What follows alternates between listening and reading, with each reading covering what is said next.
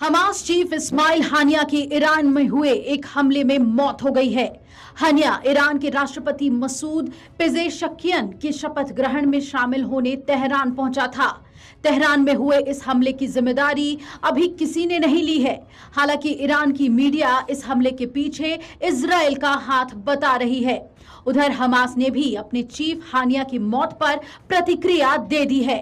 Hamas से जुड़े शेहब समाचार आउटलेट ने हमास के अधिकारी मौसा अबू मरजौक के हवाले से कहा है कि हत्या कायरतापूर्ण कृत्य है। इतना ही नहीं, हमास ने कहा कि इस्माइल हानिया की मौत बेकार नहीं जाएगी। हमास ने इस हमले का बदला लेने की धमकी दे दी है। आपको बता दें कि ईरान के रेवोल्यूशनरी गार्ड्स ने बुधवार को तेहरान में इस्माइल हानिया की मौत की पुष्टि कर दी।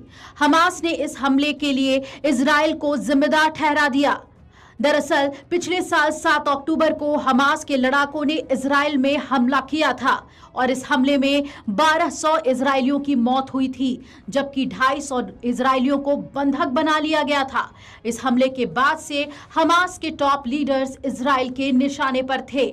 हानिया ने 2019 में गाजा पट्टी छोड़ दी थी और कतर में रह रहा था। गाजा में हमास के शीर्ष नेता याहवा सिनवार हैं, जिसने 7 अक्टूबर के हमले की साजिश रची थी। इससे पहले अप्रैल में हानिया के परिवार पर इजराइल की ओर से हमला किया गया था। इजरायली एयर स्ट्राइक में हानिया के 3 बेटे और 4 पोते मारे गए थे। हमास ने इस हमले को आतंकी कार्रवाई बताया था।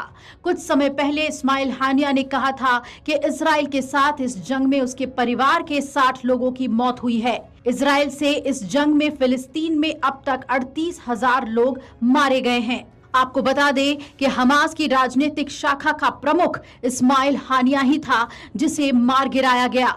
इस्माइल हानिया की ईरान में हत्या कर दी गई। ईरान की सेना ईरान रेवोल्यूशनरी गार्ड्स ने इसकी पुष्टि कर दी है। इस्माइल हानिया का मारा जाना हमास के लिए बहुत बड़ी शिकस्त है और एक बड़ा झटका इसे माना जा रहा है। अब देखना है कि सिनवार इस हमले के बाद, जो कि धमकी भरे लहजे में कह रहा है कि इस मौत का बदला लिया जाएगा, वो इजराइल के ऊपर क्या एक्शन लेता है। जबकि दुनिया को याद है कि नेतन्याहू ने अमेरिका पहुंचकर सीधे लफ्जों में कहा था कि एक एक को मौत के घाट उतारा जाएगा।